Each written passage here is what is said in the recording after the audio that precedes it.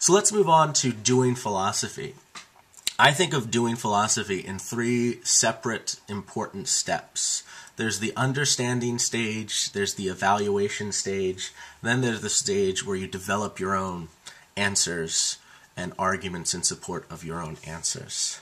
Let's take each one of these steps in turn, focusing on the understanding step first. The first thing we're going to do when we attack any philosophical issue is to try to really understand that issue. First off, just try to understand the question. What is it asking us? What does it mean when it asks that particular question? Let's say a question like, what is knowledge? We're looking for, I suppose, a basic definition, so maybe we're going to be looking for key concepts within that particular question. Oftentimes, for instance, when we'll be studying the question about knowledge and what is knowledge, there's a word justification that seems to be essential to the word knowledge. In order to know something, you have to have solid justification for whatever it is you claim to know. So we'll have to analyze that key concept and try to understand, well, what is justification? Same thing for a word like truth. In order to know something, lots of people think it has to be true, whatever it is you know. Then we'll have to figure out, well, what is truth? What does it mean for something to be true? We'll be constantly trying to understand at this fairly basic but still tricky level. And then, oftentimes, when we get a fairly decent understanding of what it is the question's asking us, then we'll look at other people's proposed answers to the question. So we'll look at a philosopher who argues, the definition of knowledge is justified true belief. This is a perfectly acceptable definition, and that's their answer.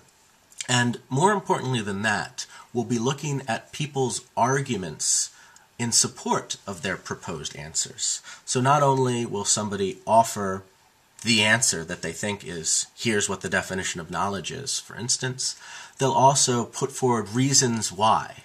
So someone will say, my answer is justified true belief. That's what knowledge amounts to. And here's why. I think you need to believe it for the following reasons. I think it needs to be true for the following reasons. And I think you need to be justified in your belief for the following reasons. So getting a clear understanding of other people's answers and other people's reasons why they came to that answer as opposed to some other answer is a really important step in this process of doing philosophy. Now, what that amounts to practically in our class is that we're going to come together and each read the same thing from the textbook. And typically, there'll be a little bit of a section of the textbook just designed to get us to understand whatever issue it is that we're studying that particular week, and then a section where we read a particular philosopher offering a particular proposed answer to whatever question we're discussing. The goal when we come together in class and in our discussion board online is to figure out the main point of that reading. That is, figure out what the proposed answer is that the philosopher is offering, and then figure out the reasons offered to support whatever their main point is. And this is going to be about half of our class. We're going to devote about half the class to developing the skill of understanding our textbook. We'll come together, each having read the same thing, we'll open up the book, and we'll ask a really basic question, like, what the hell was that about? What the hell did that mean?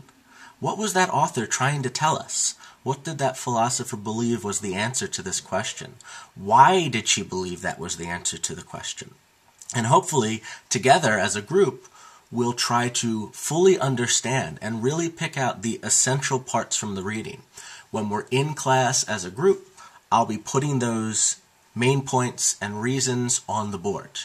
When we're discussing things in our discussion section and our discussion board online, we'll be trying to do the very same thing. And at the end of it, hopefully we'll be left with one nice, neat summary of the textbook. We'll be left with the main point or a conclusion and a list of reasons that the philosopher has to support that particular conclusion. And then we'll be ready to do our next step, which is the evaluation step. When you evaluate something while doing philosophy, that involves figuring out whether someone else's proposed answer is really a good answer or a bad answer. And we really do that by figuring out whether the argument that the author uses in support of their proposed answer is good or bad. So the argument is essentially the reasons why the author believes their particular main point.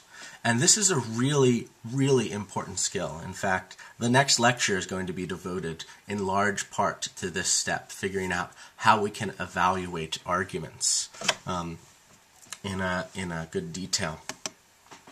So now to take this back to just sort of practical advice, what we're going to be doing in class. Once we're done the understanding step, we'll be left with an argument, a series of reasons, and a conclusion that's supposed to follow from those reasons. We'll either have that on the board in class, or we'll have it isolated in our discussion section. And then what we essentially do is close the book and we get rid of it, because we are done using the book for whatever purposes we need it for. We are ready to just look at the argument in front of us and figure out whether we like that argument or dislike that argument. And we'll begin the process of systematically evaluating each aspect of that argument. This is going to take up about half of the rest of our class time. We're going to be devoted to looking at specific philosophers' specific arguments and just evaluating them, seeing whether they're good or bad, and why they're good or why they're bad. This is another hugely important skill of doing philosophy. We don't simply want to figure out what everybody says on the topic. This is where we get to personalize it and figure out whether we like what people are saying or dislike what people are saying on the topic that it is we're studying. So this might be a step that's a little bit foreign to you if you haven't taken a philosophy class before. Oftentimes you're used to perhaps memorizing other people's answers to questions, memorizing facts, memorizing data, that sort of stuff. This step of evaluating stuff might seem a little bit weird or new to you at first, but hopefully we'll get better at it through the entire course of this semester.